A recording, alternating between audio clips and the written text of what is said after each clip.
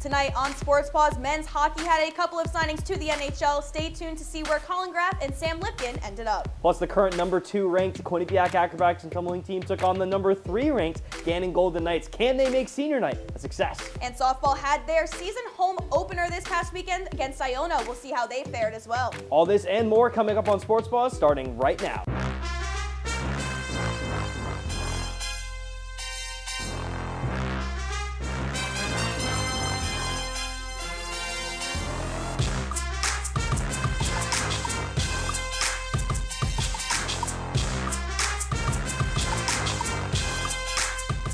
Welcome to another edition of Sports Paws. I'm Emily Sweeney, and alongside me is Ben Kane. And Ben, this is sadly both of our last time on the show. Yeah, I know. While we may be signing off of Sports Paws at the end of the show, Emily, we weren't the only ones signing this week, as a few Quinnipiac men's ice hockey players inked some pro contracts. You already know about Jacob Quillen to Toronto, but in probably the biggest news this year, Colin Graff signed an entry-level contract with the San Jose Sharks on Thursday. To put the icing on the cake, Graff made his NHL debut against the St. Louis Blues on Saturday and registered an assist on Sunday against the Arizona Coyotes to earn his first professional point. Speaking of the Coyotes, Sam Lipkin signed a 3-year entry-level contract with the team that drafted him back in 2021 and reported to the Tuscan Roadrunners of the AHL. Graduate student CJ McGee is also going pro, inking a deal with the ECHL's Savannah Ghost Pirates. For more on the Bobcats in the professional ranks, here's Cage Gilborn. It was exactly a year ago today when the Quinnipiac men's ice hockey team won the national title with this big line of Colin Graff, Sam Lipkin, and Jacob Quillen. Now, fast forward a year later, all three are in the pros playing professional hockey. First, Colin Graff with the San Jose Sharks, and then Sam Lipkin with the Arizona Coyotes, the Tucson Roadrunners AHL affiliate, and then Jacob Quillen signed the deal with the Toronto Maple Leafs and the Toronto Marlies AHL affiliate. Now, started off with Colin Graff. A few days after the Bobcats saw their season come to an end, the junior forward signed an amateur tryout with the San Jose Sharks. The team quickly showed their confidence with Graff as they placed him on their starting lines this past Saturday against the St. Louis Blues, making him the 9th Bobcat to play in the NHL. The first since Brogan Rafferty to go straight from Quinnipiac to the NHL. Not only did they put him in the starting line, they had him on the team's second line with Luke Kunin and Thomas Bordelou. The duo are currently the alternate captain and captain of the Sharks this year, which goes to show that the general manager, Mike Greer, is putting a lot of trust in what this young phenom from Lincoln, Massachusetts has to offer. The trust went a long way, as in his second game in the NHL, he registered his first career point on a secondary assist to a Luke Kunin goal against the Arizona Coyotes. Kunin's reaction to playing with Graff in that game was impressive, saying, quote, "You can tell he's a smart player. He can make plays. He found me there early in the slot. He's young. It takes time, but in 2 games, he's done a great job," end quote. Shifting from right to left, Sam Lipkin, down in Arizona, currently with the Tucson Roadrunners. He had the national championship game-winning assist last year, just signed an entry-level contract with the Coyotes, a team that drafted him back in the 2021 NHL draft. He began his professional career on the same day as Graff. However, Lipkin's professional career started with the AHL affiliate, the Tucson Roadrunners. In his first game, he was put in the third line against the San Diego Gulls. It didn't take him much time to show what he can do, as in the third period, he registered his first career professional point with a long assist. And once again, after that, the Tucson Roadrunners thoroughly enjoyed that, moving up to the second line as well. And last but not least, we have Jacob Quillen. Quillen was the first of the trio to sign professionally, signing a 2-year entry-level deal with the Toronto Maple Leafs. He was put straight to work, as he has played in 2 games with the Leafs of AHL affiliate, the Toronto Marlies. Quillen has yet to record a point in those 2 games, but looks to help the Marlies on their push to win the Calder Cup. We'll have to wait and see what these 3 pros have to offer in the upcoming years, but that is all we have from here. Back to Ben and Emily at the desk. Now, the transfer portal was also an exit route from Hamden for a few Bobcats. 5 Bobcats hit the portal following the team's regional final defeat to BC, with a few already finding new homes. Third-liners and Quebec natives Christophe Tellier and Christophe Filion both announced their departures from the Q and immediately transferred to Northeastern and Miami, Ohio, respectively.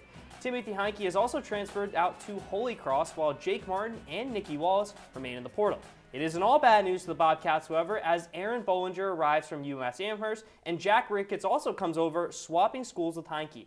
The forward scored 46 goals in 120 games played during his 4 years at Holy Cross. Now, switching locker rooms, one member of the women's ice hockey team took home a national honor this week. Defender Kate Riley was named to the All-USCHO third team for her contributions this season. In her 5th season in Hamden, Riley put on a show, setting career highs in goals, assists, and points. The graduate student also led Cass Turner's side in assists with 29 and points with 39 during her final season at the M&T Bank Arena. Riley is one of 9 members of the ECAC Hockey Conference to make an All-USCHO team. Now we've got an update on the Bobcats in the women's ice hockey transfer portal. Sophomore Madison Chandler has entered the transfer portal according to the GopherPuckLive.com. Chandler recorded 9 goals and 8 assists for the Bobcats last season and is the latest Bobcat to leave the program. Meanwhile, Nina Steigoff, a senior forward this year, was the first and only player so far to commit to another university. Steigoff posted on her Instagram announcing her commitment to Minnesota Duluth for her graduate year. Cass Turner's squad now has 7 players in total in the transfer portal. Now we're going to somersault along to acrobatics and tumbling. In the second set of the NCATA championship rankings, Quinnipiac retained its number 2 spot. The Bobcats came into the rankings still undefeated at 5-0 in order to reel in the number 2 seed in the April 3rd rankings. Baylor, the 8-time reigning national champions, is the sole team above Quinnipiac with a 7-0 record. At number 1, with Gannon University just below Quinnipiac in the 3rd spot with a 6-0 record, and to round out the top 4 is Oregon, who has had a tough schedule and currently sits at a 2-2 record. Now Quinnipiac and Gannon faced off on Saturday in Hamden for a top 3 match in the nation. And here we go, number 2 Quinnipiac versus number 3 Gannon. With a perfect season on the line for Quinnipiac, we're going to go to the compulsory event. It's the toss heat. Lindsay Rudolph and Alyssa Dillon. They're going to have nearly perfect synchronicity right there, a 9.85. They're going to get in that event, and we're going to skip Acro and move to the pyramid event. It's the open heat, and it's Rudolph once again. She's going to be the top in this event. You'll see her get to the top here, and she's going to flex her strength. A lot of core strength right there. They're going to earn a 9.9, and that's going to be a 0.9 lead for the Bobcats after the first half. Now we're going to move on to the second half here, and it's going to be the toss event. Gannon's open toss featuring Allie Price. Price almost in every event for Gannon. She's nearly perfect on that one, a 9.75. That's going to bring Gannon closer to the Bobcats, a 0.5 difference. But in the tumbling event, Summer Knoll, 6-element pass. She's going to fly across the floor right here, and she's going to earn a 9.925 to put the Bobcats in the lead just a little bit more. And now the team event.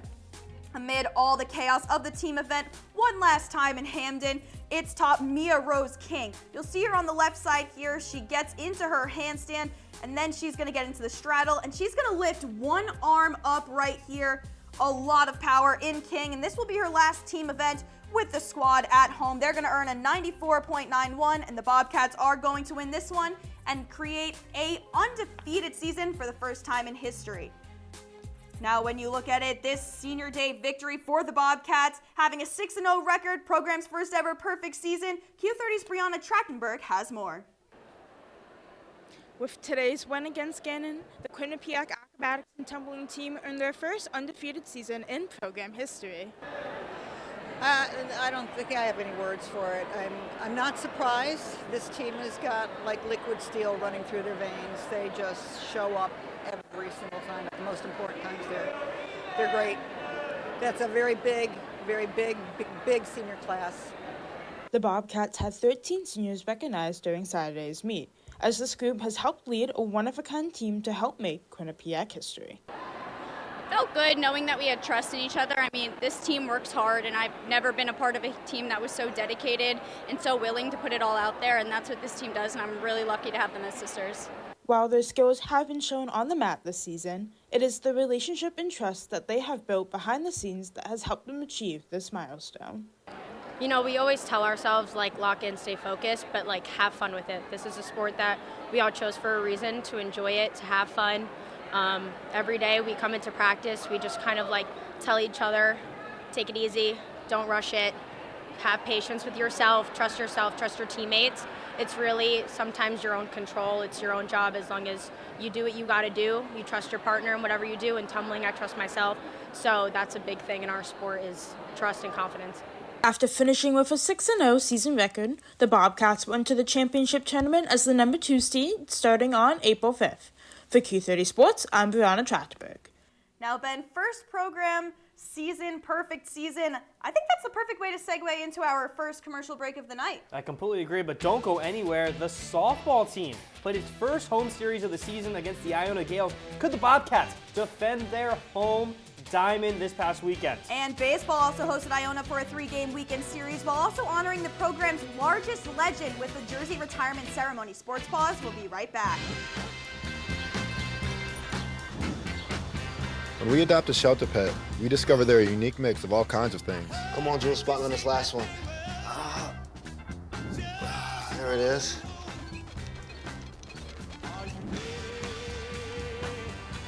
Keep going with it. Leo. They're a little bit of a lot of things, but they're all pure love.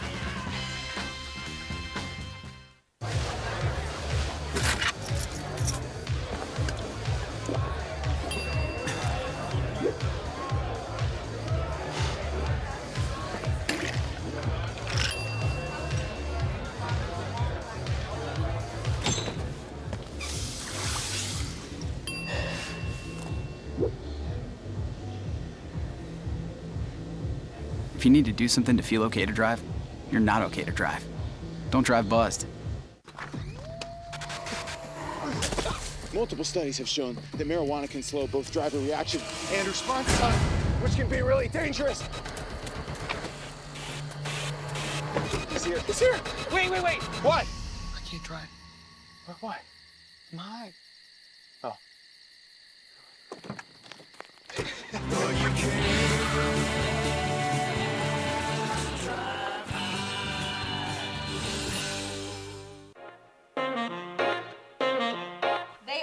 They're going to win. Yes, they are. They're going to win in Placid. When's the last time they won? Do you like debating sports with your friends? Just because it was in 2016 doesn't mean they can't win it this season. That's a long time ago. They're not. And all things Quinnipiac athletics? And after that, then they're going to win at the NCAA tournament. No, they are. Yes, not. they are. Then Bobcat Breakdown is the place for you.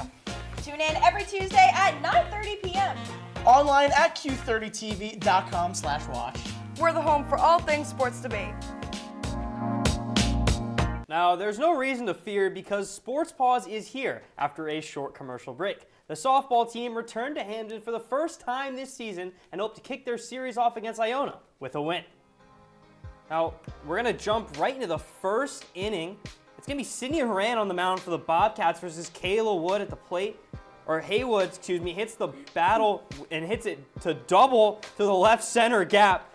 Horan again strikes out Haley Guerrero. She thinks she deserves a walk. We continue in the same game. Fluky for Iona, but they're caught in a pickle here, Iona. Tagged out, so the game's going to end 7-1 in favor of Iona. We're going to jump right into the second inning of the second game as Jamie Sherahan lines out to Sophie Vega. Throws it quickly to second for the double play. Then again, Hannah Davis single to start off of the fourth inning rally. 5-3 Iona the score. Allie Hochstatter to single for the Bobcats. Through the right side, scoring Hannah Davis for an RBI on the score sheet. It's still 5-4 in favor of Iona. But Maddie Lowry sends the pitch. It's caught, but after Jamie Sherahan misses the throw down to third, Allie Hochstatter and Amanda Engel take advantage. And the Bobcats now lead 6-5 in this one. Big swing for the Bobcats versus Iona. Their lead, though, wouldn't hold as Samantha Ray takes the win in pitching for both games. And Iona gonna win the second game 7-6. Yeah, Ben, they dropped both of the first two, but after dropping those two games in that doubleheader, the Bobcats looked to shift the tide against Iona in Game 3. The Bobcats struck first early in the first inning when Ella McGalliard lined one out to center field, scoring Mary Fogg. The Bobcats were up 1-0 through the third inning. In the fourth inning, the Bobcats struck once again when Amanda Engel tripled to right field, scoring Ella McGilliard. In the seventh inning, Iona tried to come back after Haywood reached an error, therefore scoring one runner. But it wouldn't be enough as the Bobcats earned their first conference win 2-1 against Iona in Game 3. Now, the baseball team also welcomed Iona to Hamden looking for its first MAC win. And the Bobcats brought the bats in Game 1, squashing the Gales 12-3. Quinnipiac led 6-2 after 3 innings and never looked back. Keegan O'Connor went 3 for 5 at the plate with 3 RBIs, and Jared Zimbardo hit his second home run of the season. Relief pitcher Sam Favory dominated on the mound, going 5 2/3 innings and earning the win. For Quinnipiac, it was the first in-conference win of the season after being swept by Ryder and Siena earlier in the year. Now, after winning in a dominant fashion in Game 1, the Bobcats look to win once again in Game 2 on Saturday. Now, Game 2 of this one, fresh off their first MAC win, Delaney is going to send Mason Olsch out on the bump to start for the Bobcats. Let's get to the first inning. Bobcats ready for action. Christian Smith, RBI single. He's going to score Jared Zimbardo. You see it, it's going to be 1-0 Quinnipiac. And after this one, we're going to head into the second inning. Down 3-0, Iona trying to bounce back quickly, and they do. Jim Pascal, he's going to get that one. James Kemp is going to score on this hit. It's going to be 3-2. Quinnipiac still in the lead heading into the third inning. Long balls helped Iona stay in the games as they get a 2-run homer right here from Jim Pascal. James Kemp will score. Jason Gonzalez actually will score that one. And that's going to be 4-4, a tied ball game right here in the third. And then later on, senior Matt DeRosa for the Bobcats is going to get a solo shot. You see him hit that one right here. A leadoff solo shot. The Bobcats are going to be up 5-4. We're going to skip into the seventh inning, but he's going to just look at that one, run around the bases. Now in the seventh inning, CJ Willis steps up to the plate and hits one to left field. It goes just fair, and then he's going to take a second to admire his hit, and then he'll round the bases right after that, put the Bobcats up 9-5. They're going to get the win in Game 2, fueled by that strong day from Matt DeRosa and Christian Smith. Andrew Rabayo will get credit for the win, and the Bobcats will set their sights on a sweep on Sunday. Now, what's better than 2? Well, obviously 5, but with only 1 more game left and not 3 in the series, the Bobcats are hoping to sweep the Gales in Game 3 on Sunday. Now, after taking the first 2 games of the weekend series, Bobcats look to sweep its close one, so we're going to jump right to the 8th. The 9-hole hitter Gabe Wright gets hit by a pitch to get to the first batter for the Bobcats. Runner on first for Quinnipiac. Now, fellow outfielder Jared Zimbardo follows up the hit pitch with a walk, and it's a 3-1 count. Runners on first and second. With 2 runners on, catcher Keegan O'Connor pops up the first baseman, but Zimbardo gets in the way of the infielder and called out for a base runner interference. You're going to see it right now. John Delaney, guys, not happy. I repeat, not happy with that one. But with 2 out, Sebastian Mueller works a walk to put runners on first and second for the Bobcats. With 2 outs and 2 runners, CJ Willis comes up clutch, roping this triple to left field. Wright scores, they wave Mueller home. Throw beats him, but the catcher drops the ball and whoops, Mueller's safe. Bobcats bench absolutely explodes on this play, including John Delaney. Fist pump in the air, 2 fist pumps in the air for him. The Bobcats offense isn't done. Sophomore Christian Smith hits a weak ground ball to second and dives to first base. The throw hits him, so we're going to go to the 9th inning. Matt Alduino comes in to close the door, and the Gales go down 1-2-3 in the 9th to earn the series sweep. Quinnipiac wins 6-4 in this one. Now, although the Bobcats trailed the entire game until the bottom of the 8th, they storm back in dominant fashion to take their 3 MAC wins of the year. They'll look to make it 4 in a row against Sacred Heart.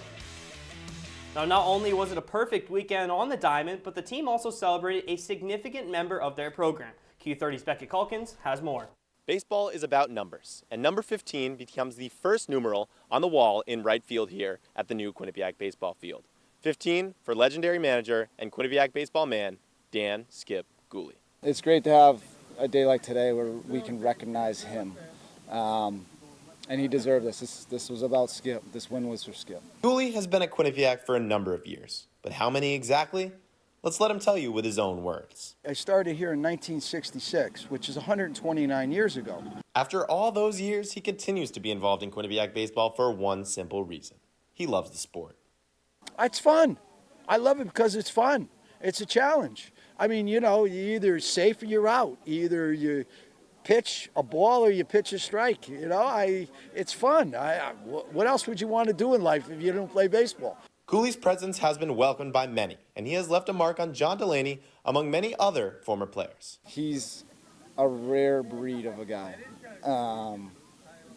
You don't find many people that when they wake up on like Christmas Day will make 50 phone calls. And like he literally, no lie, he calls 50 guys that played under him just to wish them Merry Christmas. Like that's the type of person he is, the relationship that he's built. Current players are still taking advice from Gooley, advice that CJ Willis and Gabe Wright attribute to their success on Sunday versus Iona. He tells me every day during PP, relax your eyes and work on your breathing, and that's what I did. And he came up to me right after I hit it. He's like, you did exactly what I told you. Been going through a little funk at the plate, but Skip just tells me if nobody has confidence in you, you got to have confidence in yourself. He has confidence in me, and that's always good to have coaches that, you know, they want you to succeed, they trust you, they have confidence in you, and it really helps your mentals out. One key, Gooley says, is simply showing up every day. Some games you win, some games you lose, but some games you get rained out. But the key to the whole deal is you got to dress for them all. Gooley and the baseball Bobcats will be back at this very field where number 15 hangs behind me on Tuesday when they play Sacred Heart. I'm Beckett Calkins, Q30 Sports. Emily, cake was baked, balloons were flying. It was an absolute party on campus with two teams already breaking their losing streaks. Yeah, the table was set. The invitations were sent out for the women's lacrosse team against Ryder. But could they get it done on senior day? We're going to find out. The 1-9 Quinnipiac women's lacrosse team hosted the Ryder Bronx on Saturday afternoon. It was also senior day as the team celebrated its senior class and graduate students moments before the game as they look for a conference win. We'll get into the first quarter. The Bobcats trail by 1, but you're going to see Amy Nikoloff here. She's going to cut in and score in that right bottom corner. The Bobcats are actually going to score 4 unanswered goals, but the lead did not last long as Ryder came storming back with 4 unanswered goals of their own. You see Ryder score a few, but this time we're going to go to the other end. It's going to be Ella Grace Delman on the ground, throws it in. What a finish there. Ties the game. We're going to see a little bit of a slow-mo. I don't know how she did that. She kind of just laid out vertically like a plank, but it's 2023. The plank is not in season, so Amy Nikoloff goes the other way. Give the Bobcats a 2-goal lead heading into the break. We're going to head to the second half action. It's Kaylee Moore. She gets the party started for the Bobcats, and they're going to go on a 3-0 goal run. Yeah, but Ben, the Bobcats' 4-goal lead would disappear right away as Ryder scores 2 back-to-back. Actually, make that 3 to cut the lead back down to just 1 goal. The Bobcats responded back with Maddie Knoll right there. You see them going to the ground celebrating. Now, despite an early fourth quarter effort from the Broncos, the Bobcats' defense and offense were in tune to hold off the Broncos, led by Ella Grace Delman and Lauren Kenny's 5-goal performances. The Bobcats, they get their first home win and first MAC win of the season in a 18-13 win and look for the Fairfield Stags, a rematch of last year's semifinal game on Wednesday afternoon. That'll definitely be game to look forward to. But now, Ben, it's time for our final commercial break of the night. Well, don't worry. When we come back, Emily, transfer portal, it's affected men's basketball as well. We'll see who could be moving on from the Bobcats. And of course, the best time of the night, top 5 plays. You're not going to want to miss that. Keep it right here on Sports Paws. We'll see you in a bit. Type 2 diabetes can have a big impact on your life, but how can it be prevented? Well, the first step is knowing if you have prediabetes, a serious medical condition that puts you at high risk for type 2 diabetes. 1 in 3 American adults has prediabetes, but more than 80% don't know they have it. The good news is, prediabetes can be reversed, and for many people, healthy changes in their daily routine can make a big difference. Take the 1-minute risk test today at doihaveprediabetes.org. I think it's just vapor with flavor. It won't hurt my kid like cigarettes, right? Vaping is safer than smoking, isn't it? There's really not even that much nicotine in them, right? My kid? My kid knows it's dangerous. Get your head out of the cloud. Today, nearly 8,000 kids will start vaping, maybe even yours. Learn about the dangers at talkaboutvaping.org. I don't think that many kids in my son's school even do it. He makes fun of his friend who vapes. He would never try it. She's into soccer. She's on the honor roll. She's just not the type. No way. No way. No way. No way, my kid would never vape. Get your head out of the cloud. Today, nearly 8,000 kids will start vaping, maybe even yours. Learn about the dangers at talkaboutvaping.org. Reporting from the South Quad. Reporting from outside the ledges. From the Arnold Bernard Library. Reporting from North Haven parking lot. Reporting in Hamden. Reporting from Hamden. Reporting in Meriden. Reporting from Grassy Hill Farm. Reporting from outside Amalie Arena in Tampa, Florida.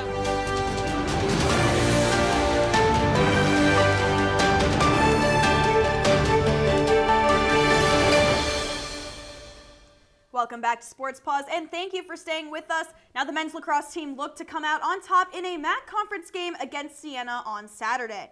The game started off as a tight battle as the score was 5-5 at the half. It continued this way throughout the game, being deadlocked 9-9 entering the fourth quarter. The Saints then outscored the Bobcats 4-1 in the final 15 minutes of the game and outshot the Quinnipiac Bobcats 48-25 as they pushed past the team 13-10. Mason Oak recorded 17 saves in the game, and Ryan Donnery led the Bobcats with 4 points. They look to get back in the victory column on Wednesday when they face Sacred Heart at home. There was also some major news in the men's basketball team this past week. Savion Lewis, a graduate student guard, announced on his Instagram this past week that he was just granted another year of eligibility by the NCAA due to his season-ending injuries in years past. He also announced that he was entering his name into the transfer portal. Lewis said, quote, "I am going to enter my name into the transfer portal to explore opportunities for next year while definitely keeping the door open to return to Quinnipiac," end quote. Lewis mentioned in the post that he was thankful for everyone who helped him along his journey and that he is excited to see what his future holds. Now, both tennis teams were in conference meetings this weekend, so we're going to start with the women's tennis team as the Bobcats travel to Ryder, winning their 4th match in a row by a perfect scoreline of 7-0. The monstrous win helped QU extend its conference play win streak to 15, including postseason play. Caroline Scholson and Caitlin Fowler moved to 15-5 in doubles play this year, while Sanaga Shankar won her 2nd MAC singles win at number 1. Singles Flower, Scholson, Ella Lewis, and Vera Sankarina also moved to 4-0 in MAC singles play this spring. Emily, just have to say, I know I just met you and it's crazy, but here's my number. Call me maybe. Ben, I've known you for 4 years, plus this isn't even your phone number. It just says the number 5. Hey, that's because it's time for the top 5 plays. Take it. All right, well, play number 5. Iona's Nick Forney drives one deep right, but Gabe Wright is the right man for the job and makes a leaping catch at the wall for the out. Play number 4 on the softball field. Soft pop-up on the infield, but Sofia Vega lays out for the snag, a web gem for the sophomore. Play 3, acrobatics and tumbling on the mats. Tiffany Ziba in the open pass, defying gravity there. She's going to pull out a bag of tricks, 9.825 for her last time on the mat. You know, I almost failed geometry in high school, but let me tell you, that is horizontal throwing right there. Ella Grace Denlin absolutely lays out. We got to see it again. Great finish from the Bobcats. Play number 1, baseball Iona, game 3, CJ Willis, then the C stands for clutch. Down by a run, and he's going to drill a 2-run triple to the left. They're going to end up winning that one as well, but what an impressive play. John Delaney celebrating there. I've never seen him that happy, Ben. Absolutely, Emily. But now, Ben, it's now time to sign up for Sports Paws one final time. Ben, you can take it away first. Now, each show has their goals and expectations they set for themselves at the beginning of every semester. Last year, I served as Q30 president and met with each staff at the beginning of the year to hear their goals. When it came to Sports Paws, the goal was clear. Go out and win a pinnacle.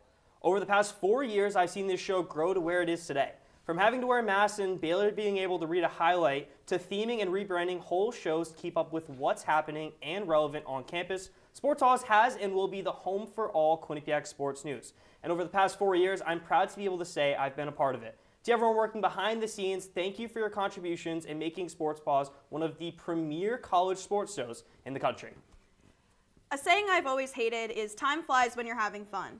But as much as I hate it, it's still true. And these last 4 years at Quinnipiac have been fun and very fast. While I'm not saying my final goodbye just yet, as I'm going on Bobcat Breakdown in a couple of weeks, it is bittersweet that this will be my final time on Sports Paws. I've been on Paws with a plethora of people, from those like Kaylin Terry, who is graduating this year and was my first partner on the show, to the person I'm sitting with on desk tonight, who is someone that will be in my life forever.